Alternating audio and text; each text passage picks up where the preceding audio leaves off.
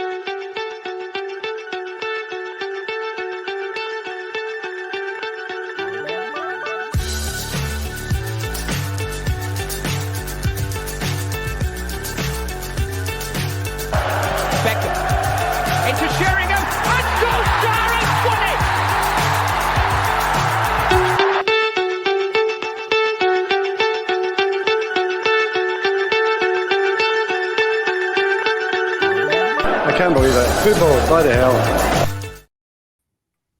Good evening, ladies and gentlemen. This is your host, Killian, from the Mag 24/7 Reds, and I have my co-host, Benno and Chaser here in the panel. How are we, boys? Not too bad, mate. It's too bad.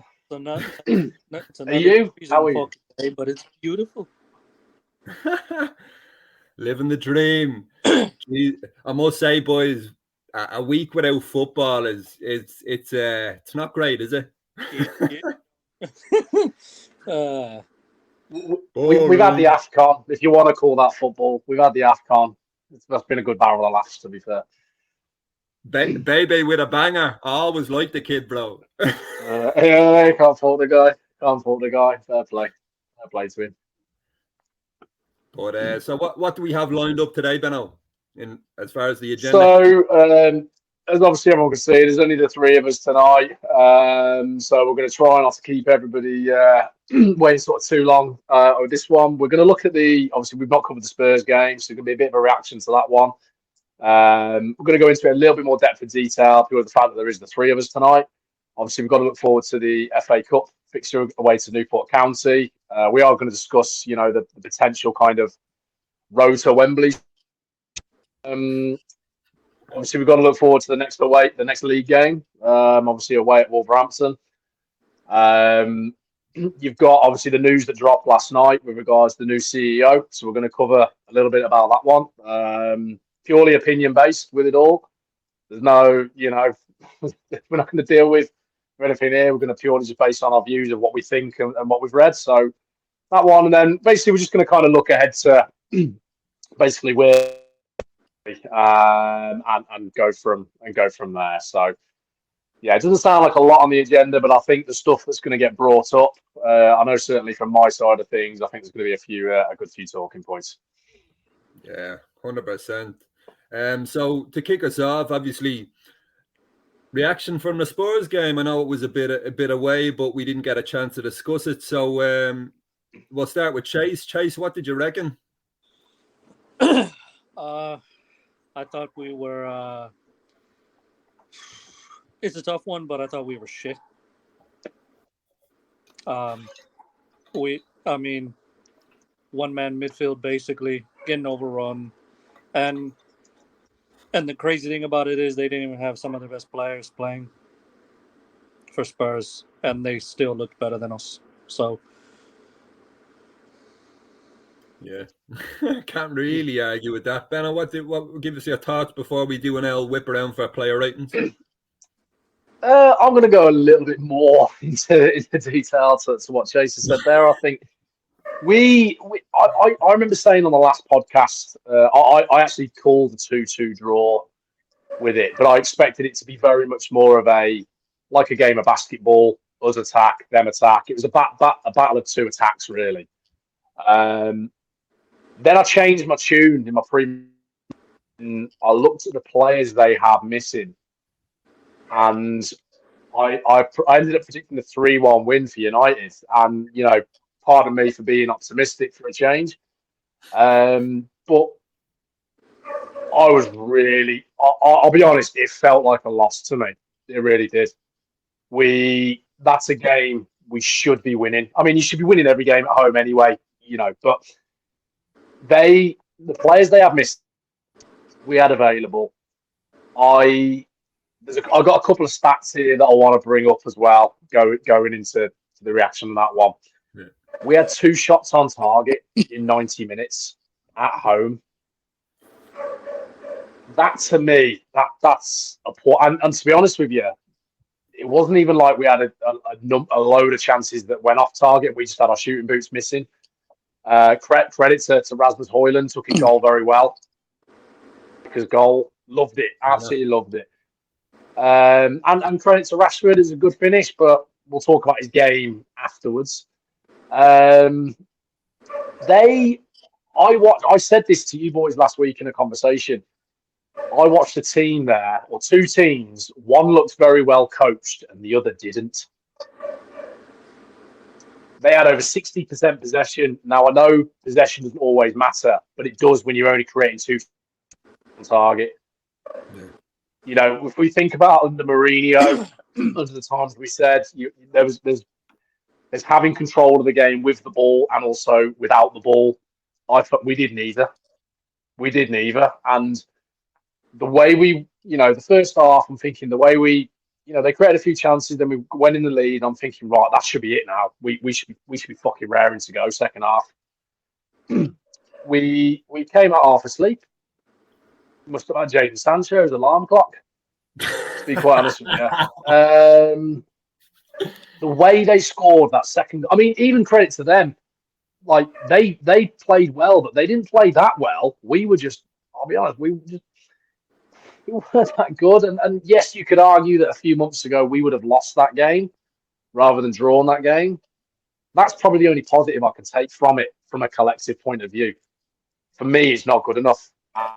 Into a little bit more afterwards, but collectively, not good enough. Ran out of ideas, and I just think if their keeper comes away man of the match, sometimes you just got to hold your hands up and go, do you know what? It wasn't your day. I'm seeing it far too often. 2 shots on target in 90 minutes. Well, probably about 100 minutes by the time we had all the added time and stuff like that. At the end, that's one of those that either goes in. He should be scoring it, but it's one of those. Sometimes they go in, sometimes they don't, or whatever. But yeah, I've been speaking a little while now, but for me, not good enough, and I was very, very deflated after that 90 minutes after that performance. Yeah, no, I echo those sentiments. Very few positives to come away from that game. Højlund was a positive. I thought Delo was decent enough. I saw him getting rave reviews after the game, and I was thinking he wasn't that good. Like, he was all right. He did his job. Wan-Bissaka I thought was more impressive because he played. That was the first time he ever played left back. No, the wing backs were decent. Højlund was brilliant, I thought, for the most part. But yeah, as a collective, dire, innit? It's not good enough, as you said. It's that second half, I must say, I couldn't believe the second half. Couldn't believe it. Couldn't believe what we were watching. Couldn't believe it. Yeah, it was just really, really disappointing. And as you alluded to there, really deflating. And it felt like a loss. I felt like we got fucking beaten that game. Because I don't care about, Spurs are a decent team, but they were missing their best player in Son and missing a good few others. Like, we were at home. That's the thing you got to look at. That's the thing you got to look at. And it's I've said for a while that if we win, I don't care about the performance. But when you don't win, that's when I really care about the performance. It's the way you draw these games or the way you win it. Yeah. It's just really worrying It's really, really worrying. And this goes back to what I said a few weeks back now. And I still stand by the fact I don't think we will finish in the top 4 because we don't score and create enough goal scoring chances. And I stick by that. And I'm seeing it every week. Yeah. Well, the thing is, too, they didn't even have Kane. They didn't even have a top striker to score them goals. Who the fuck is Kane, bro? They didn't even have Kane up front to make a threat. And yet they still bagged 2 goals against us without Son. That Richarlison goal was fucking disgraceful, bro. Honestly. Fucking so easy. And like the second goal as well, it was so easy. It was like a fucking training game and they were just chilling. But that's the way our team's been all fucking season. Just a quick one. A lot of grief. As per usual, the 58 got a lot of grief in 1958. I heard their voice all through the fucking game. Full sail only. Glazers out, full sail only. And Sir Jim was in the stands to hear that. So to all the people who say, jumping on the money train to the 58 and you packed it in, you're sellouts. You don't know what you're fucking talking about. 58, we heard the voices throughout the fucking game. So big up to 58 as usual. We have your back all the way. And that was one of the very few positives as well in that game. Just in terms of, will we do whip around the player ratings or do we want to add anything to that? I think I don't think we need to necessarily go into every individual here. I think it's more of a standouts or those that didn't, shall we say. I say, for me personally, I've touched upon Rasmus Højlund. He scored his goal, took it well, but you can't score. A striker can't score if he's not given the ball. Simple as with that one. So I find it really hard to criticise him because, like I said, I don't even think Harry Kane would score goals in this one. Now, hopefully, as Rasmus Højlund gets older and gets better, he might start creating more chances for himself and stuff like that. That's what the top striker. Wan-Bissaka, I think you touched upon that. Phil, he did okay at left back. I think expecting too much of him would have been, being a bit hasty. A lot of people have raved about Delo. Timo Werner had his pants pulled down all game, and like Timo Werner, for example, is a guy that people didn't want Man United going anywhere near. You look at that second goal; it comes from that left-hand side for Spurs. Did okay. Again, I think there's not really anyone you can sort of say doing that. From a player point of view, the thing I was most happiest about was seeing Lisandro Martinez back on the pitch. And there was that little clip, I think we shared it in the week, of he proper body checks Richarlison in their box. Yeah. And granted, you won't always get away with that with the cameras going around, but that just a little bit of personality. I really hope we can kick on with him. And the final thing for me that I do want to cover, every week I am becoming more and more concerned with Andre Onana. I could be really picky here, and you look at the goals they scored. He was glued to his line on the first one. Could he be claiming it? I think it was too flat, personally, but he didn't make his presence known. The second one, that's kind of one of those. You try and make yourself big. Some days they hit you, some days they don't. Chase, have you got bad? You sound like a bit of an echo, mate. Can you hear me now? Yeah, but I can also hear myself on you. No. Okay. I don't know. I'll never be one of the. I thought the time was to move on with De Gea last year, and I stick by that. But I feel like he's showing a lot of weaknesses in his game. And to be honest with you, I don't give a shit if a keeper can play the ball out from the back. If he can't, the manner of goals that he's conceding. Granted, it's not all his fault, and we touched on this last week. Is you know, when you've got a decent back four in front of you and a solid midfield, the amount of chances. I mean, Edwin van der Sar, Peter Schmeichel would concede goals in his Man United team. But it's the manner that he's conceding them. And I'm sure I saw the other day that in all competitions this year, he's conceded 54 goals in 51 games, I think. Something like that. There ain't no hiding behind that. I mean, to be fair, me and Keel, we spoke about this a little bit earlier, that the way football is nowadays, it's not about, let's go get a shot stopper. It's all about ball players. Oh. There's the likes of your Schmeichels, your Van der Sars, who are top notch, some of the best to save shot stoppers, are a dying breed. You rarely see goalkeepers now who are great shot stoppers. It's all about it's all about getting your midfield, getting the best backline possible, so that when you don't face as many shots. I mean, if you look at let's say the likes of City, right? How many shots does Ederson really face? Now, the only one that I can see, other than, let's say, Courtois, right? He was an amazing shot stopper. Alisson can do both, but you rarely get keepers nowadays who can ball play and save. That's the thing I was going to bring up then. I think you look at like the best keepers in the Premier League or in Europe right now, you know, you like to your Edersons, your Alissons and so on. They make mistakes. Every keeper does.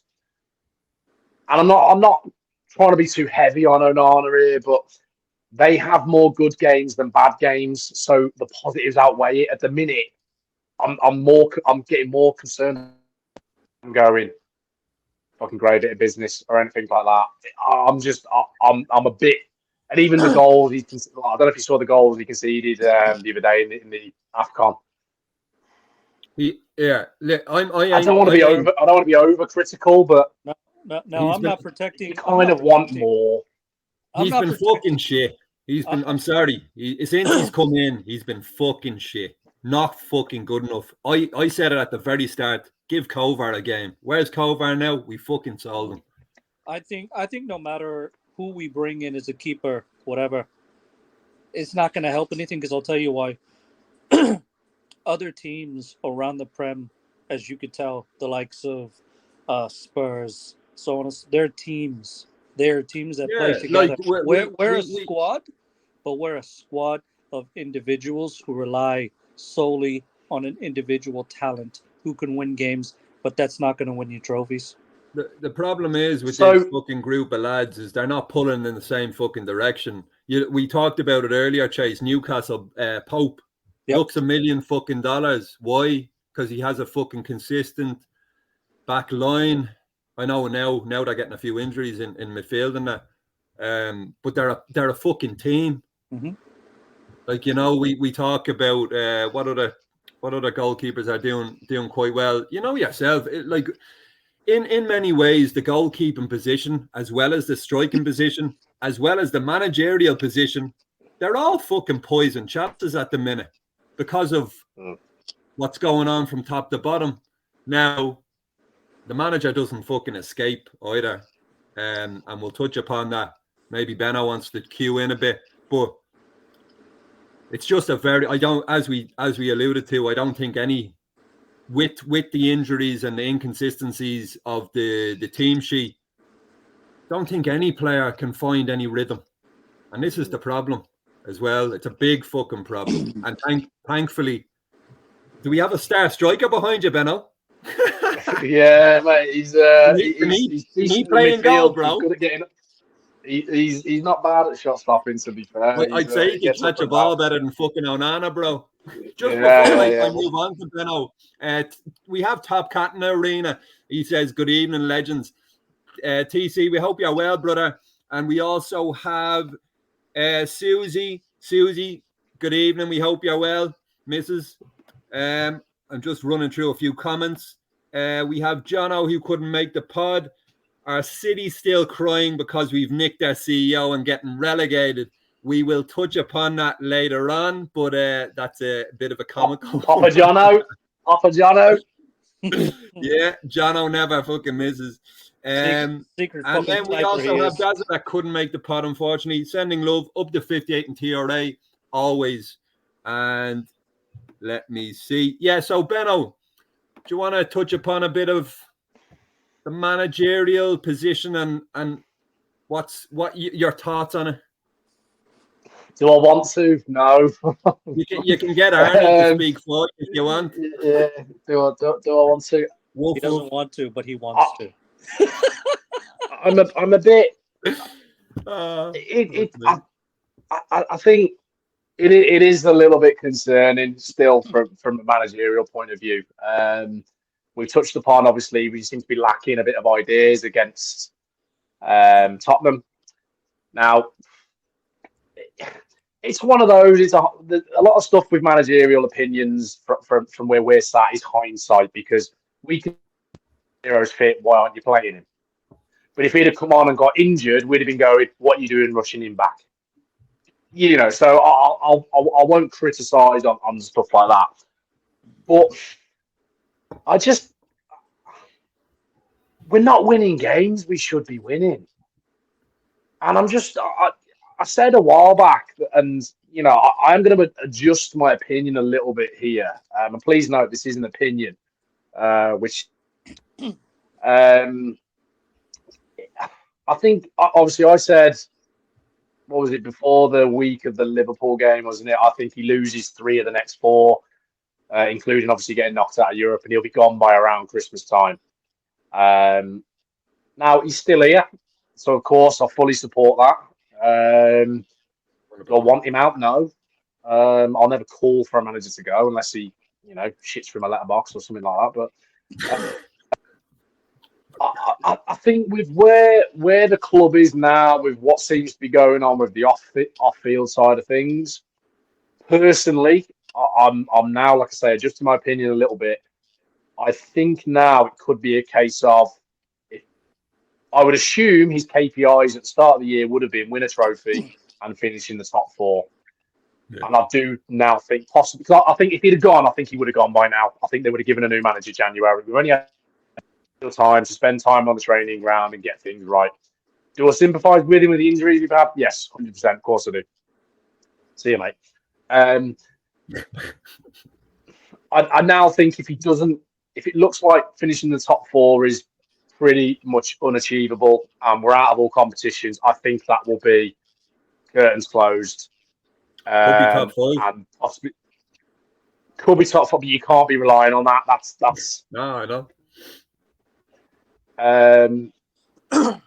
Because I think sticking with it, I'm not very encouraged with what I'm seeing. Chase said a couple of minutes ago there about Tottenham being a squad.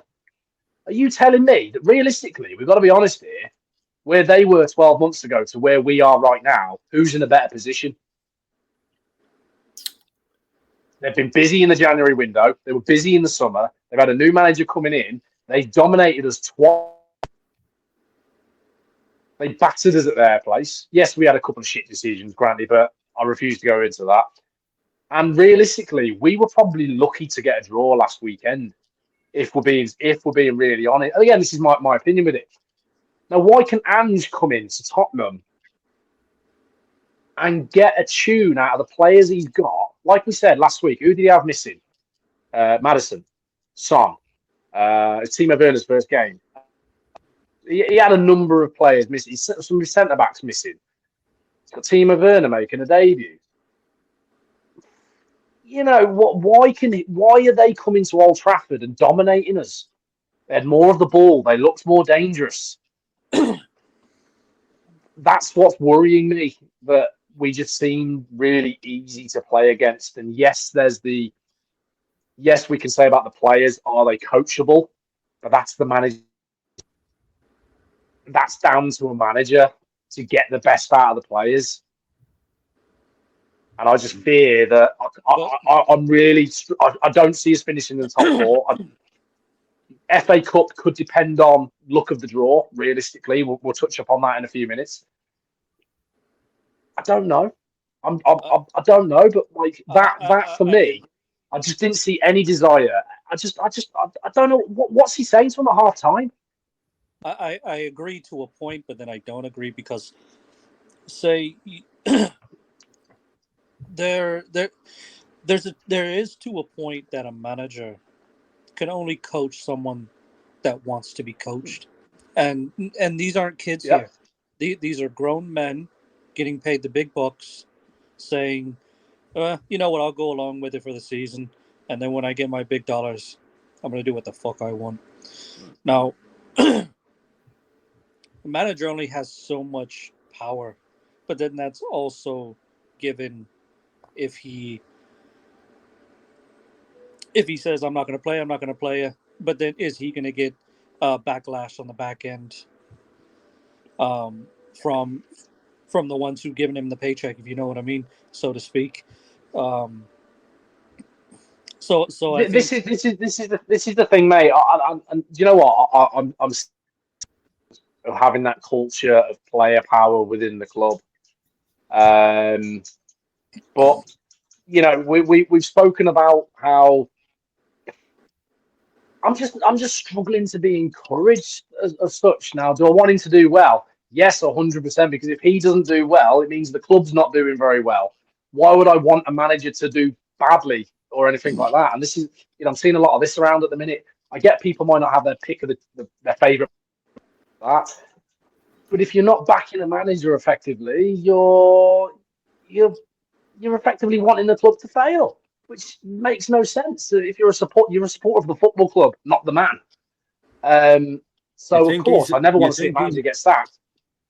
Do you think he survives the summer, Benno? Do you think he is still in the job to sign players in the summer? He has to get top four. He has to get. You'd be a good politician. We'll give you that one. For me, I think. Go on, Chase. Go on, mate. For me, he stays because I think the people that are going to be coming in give him that chance. You got a new regime, you got new people coming in, and I think this season is a write-off top four no matter what.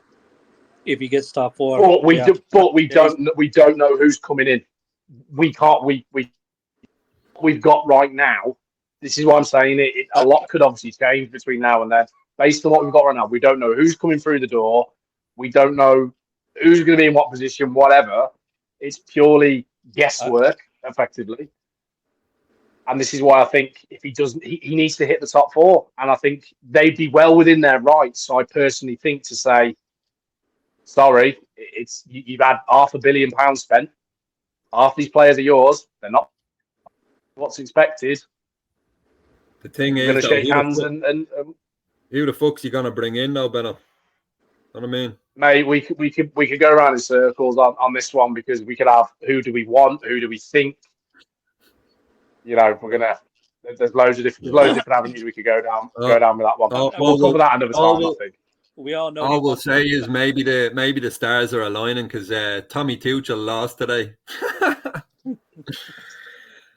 Win the Bundesliga with Bayern Munich, that's a sackable offence. you gotta be honest, bro. There's only one team in Germany, bro. He's been right. Yeah, listen, yeah.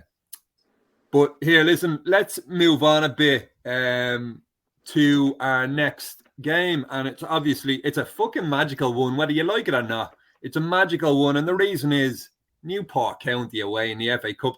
I love that. I absolutely love it. We touched upon it earlier that in the previous podcast that it was a pity for Newport that it wasn't at Old Trafford in regards to revenue and all the rest. But it is what it is. It's going to be a banger. What are your thoughts, Benno?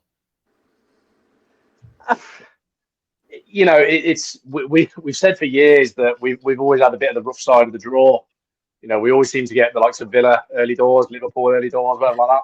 So it's nice from our point of view. I think from it, amazing for Newport County. Oh yeah. And the FA Cup as a whole.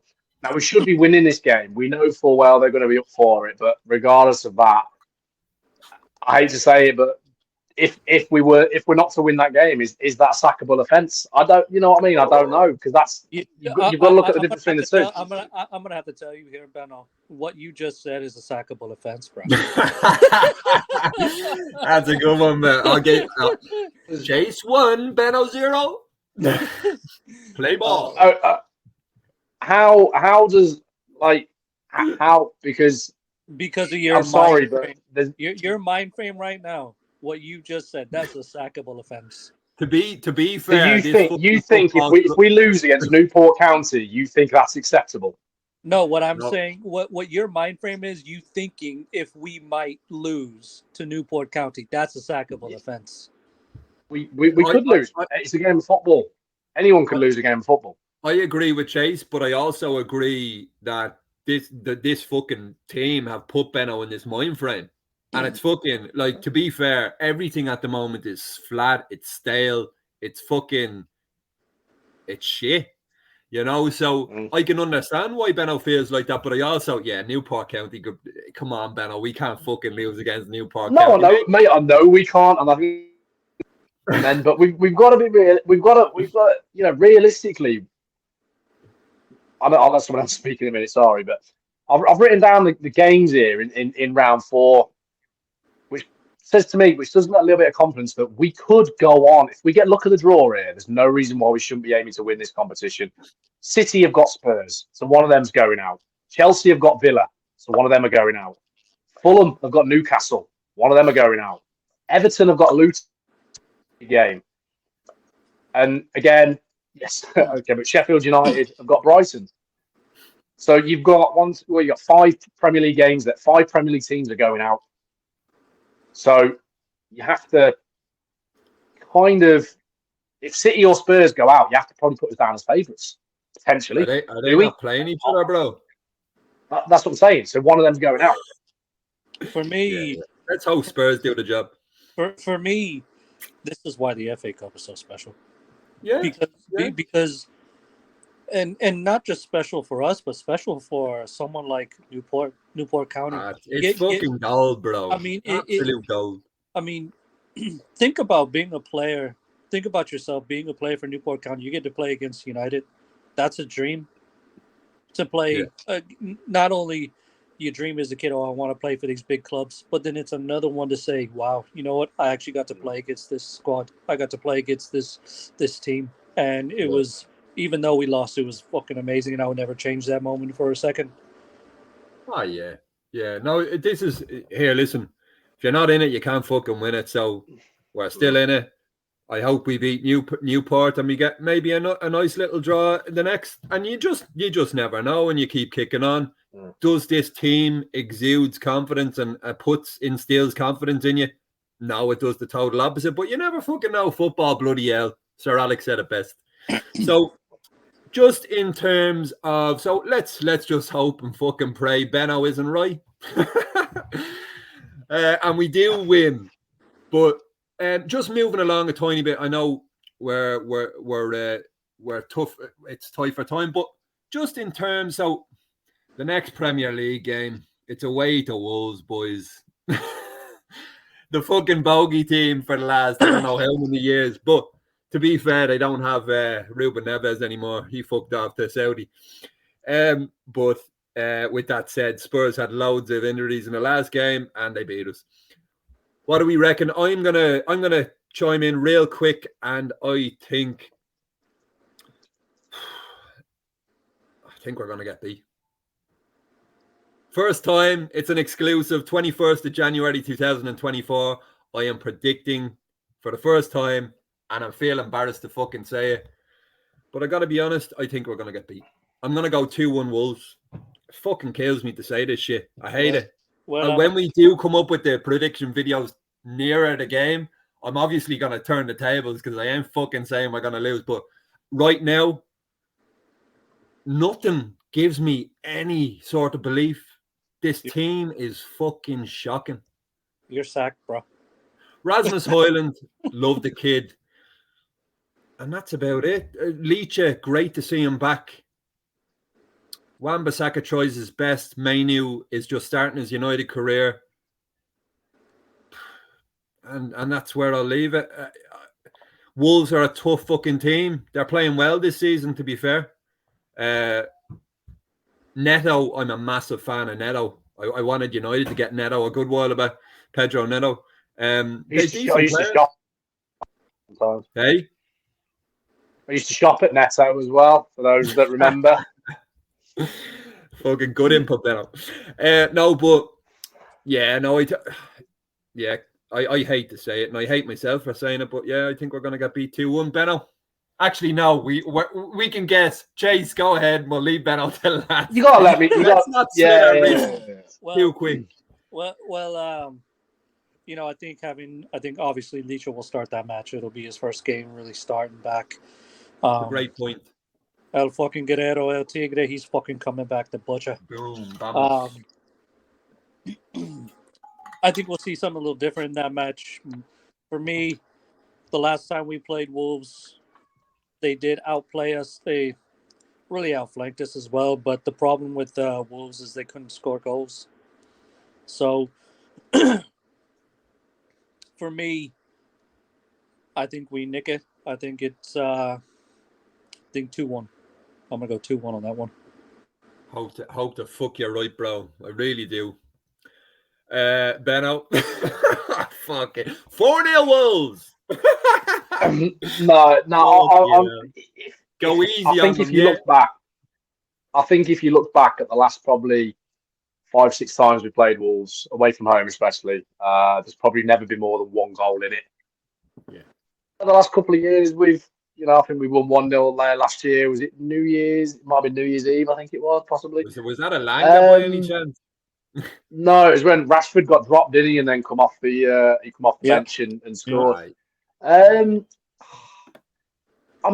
you know what? I'm going to try and be really optimistic here. So you got Martinez, realistically should be starting the game. Casemiro, you'd like to think will be starting the game. You'd like to think Luke Shaw will be back starting the game.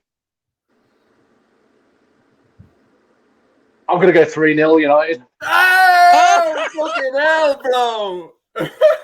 I'm going tonight. Pillow's going for a loss and Benno's going for a win. Have we fucking switched up the minds? I'm going to go 3. I'm going to go with 3-0 away win. I'm very surprised, as you said, we've barely nicked a goal the last couple seasons we've been there. Something has got to give. Something has got to give. But the question I want to bring to you boys now: where do we go if we lose? We go home. because we've got to be realistic there. We're probably going to be what, depending on fixtures around us, 10 points off the top 4, something like that. I don't know. I've not got the table in front of me, so I don't know if someone can back that up. But for me, and every game we don't win, I'm fucking shitting it. Yeah. I'm worried. I'm trying to be. Yeah. No, I am worried for Ten Hag. I really am. I'll just run through real quick our next few games, if you didn't already know, for the viewers and listeners. So we obviously have Newport in the FA Cup, and then on Thursday, the 1st of Feb, we have Wolves away. Then we go on. 1 second. Holy shit. My fixtures are failing me. Wolves away, and then at home on the 4th. So we have a 3-day gap, and then we're at home to West Ham. That's a tough. That's a 2 p.m. kickoff. That'll be difficult. That's 3-day window, and then holy shit! And then on the 11th, have a bit of a rest, and then on the 11th away to Villa, bro. Fucking hell. So I've just written that down looking at our fixtures here. So if you base it on Spurs, Wolves, West Ham, and Villa, even the fixtures are laughing at us because you've got home away. Chase, what does that spell? H-A. What does that spell?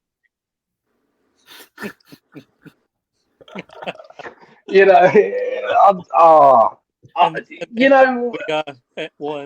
then we finish off the month of February at home against Fulham.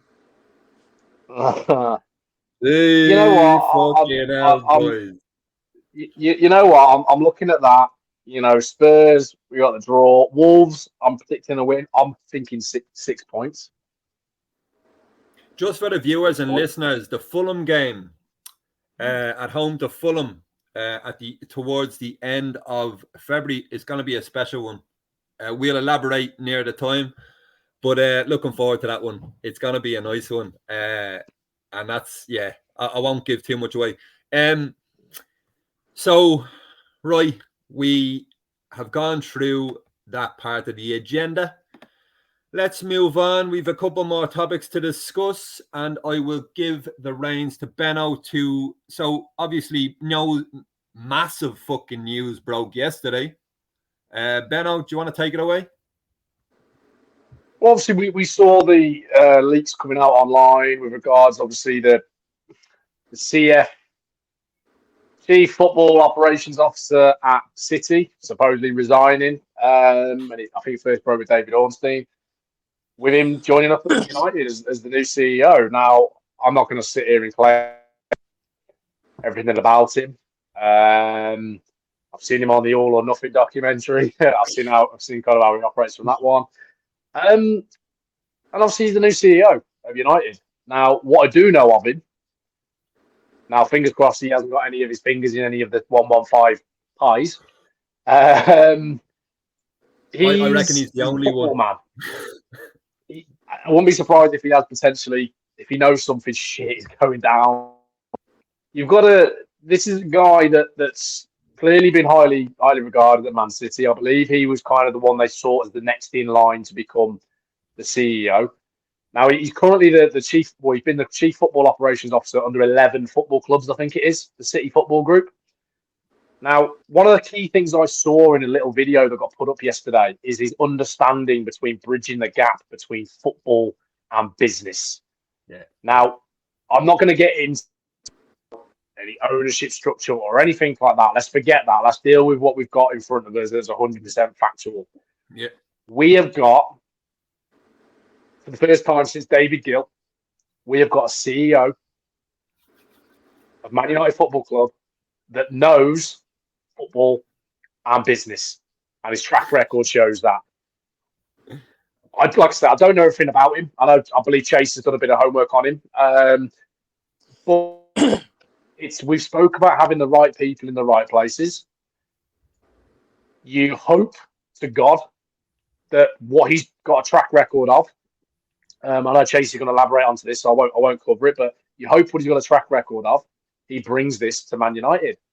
And I think a serious thing we've got to be positive about here, that despite how shit we are on the pitch right now and how we feel about the football side of things, I hate to say it, we're the best football team in the world right now with Man City.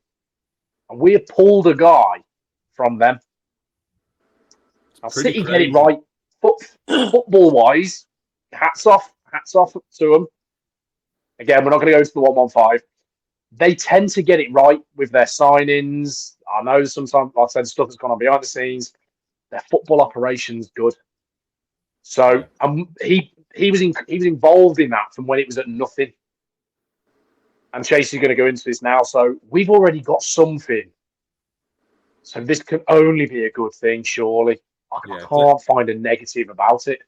Yeah, for me, it's a cue, to be fair. And we talk about best in class. Gary Neville fucking talked about it. We need the best in class for Manchester United Football Club.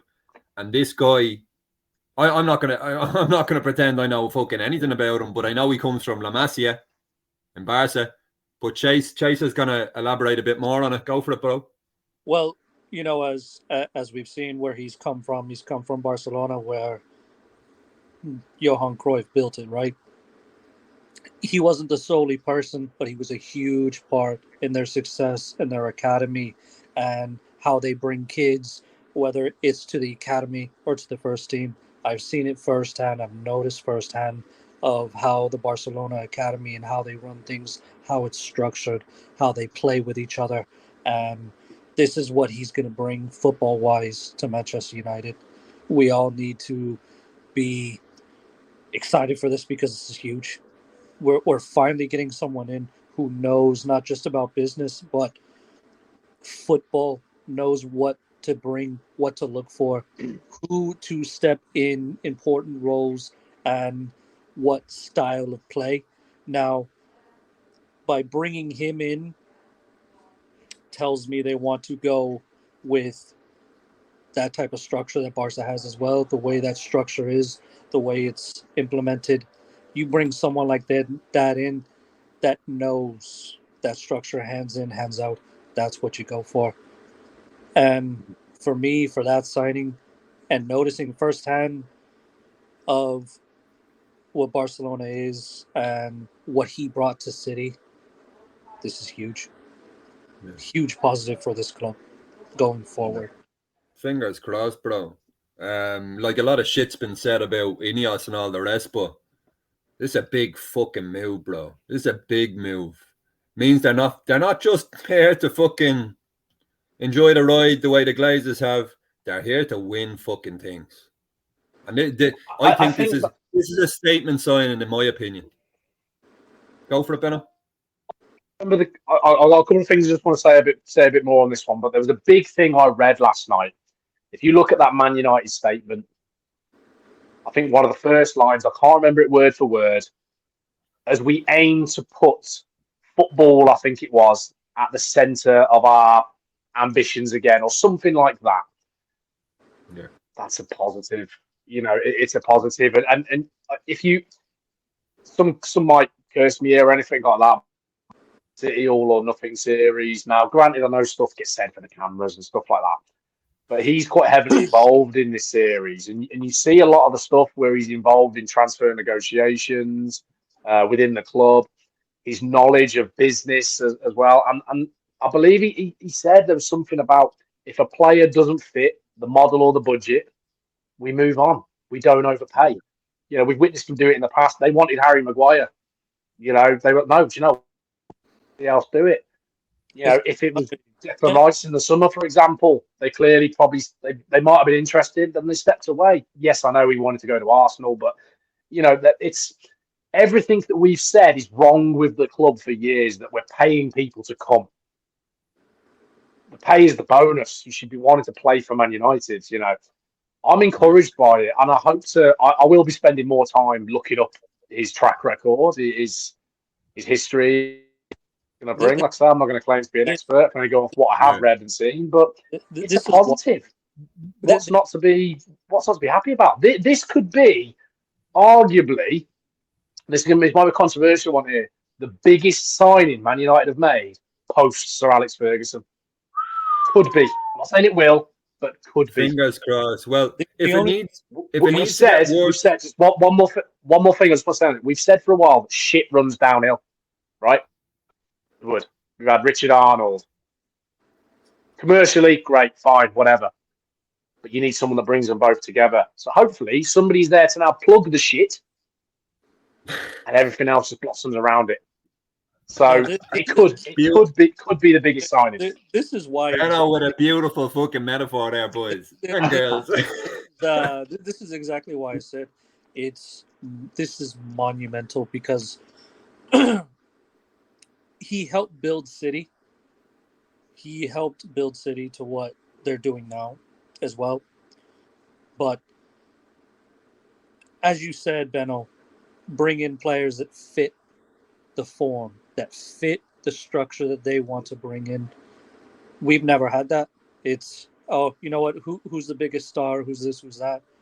Not so to speak, as you say, is let's say Julian Alvarez, right? He's not the biggest star.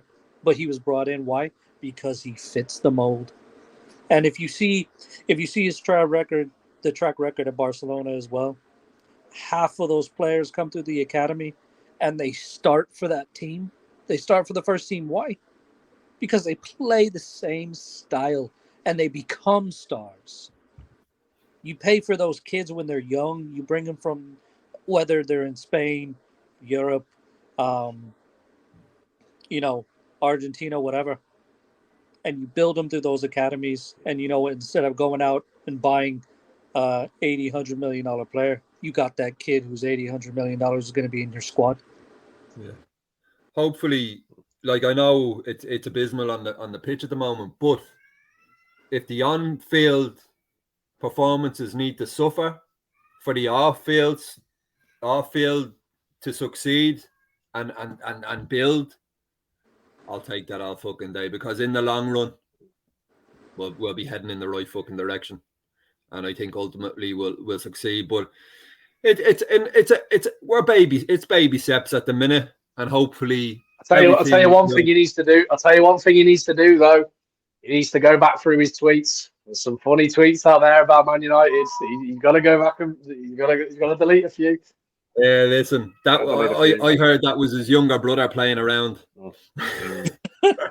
He's got a doppelganger, bro. I got hacked. Yeah, it's a doppelganger, bro. Once a red, always a red, bro.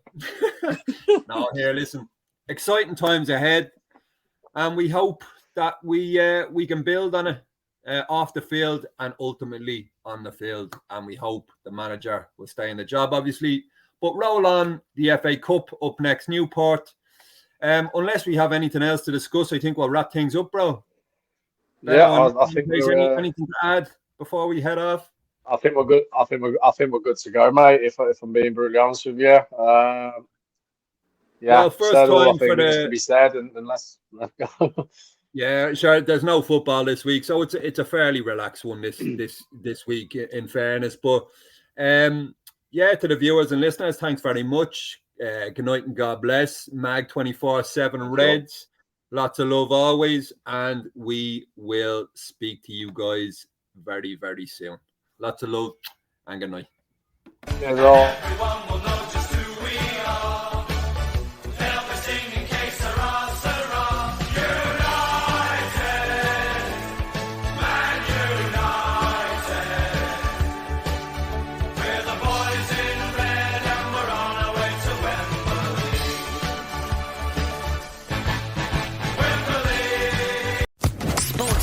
Podcast Network.